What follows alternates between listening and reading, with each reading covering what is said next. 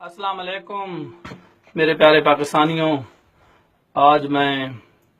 یہ ڈیم کا مسئلہ لے کے آیا ہوں،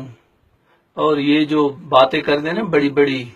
یہ زرداری صاحب یا اسفند یار ولی ہے یا اس کے جتنے بھی چیلے ہیں، وہ کہہ رہے ہیں نا کہ ہماری خون سے ڈیم بنے گا اور ہماری لاشوں سے گزر کے جانا پڑے گا، تو انشاءاللہ وہ دن ضرور آپ لوگ دیکھو گے،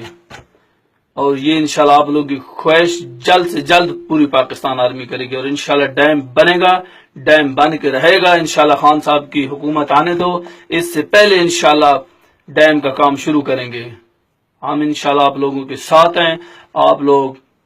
چلتے رہو شانہ بشانہ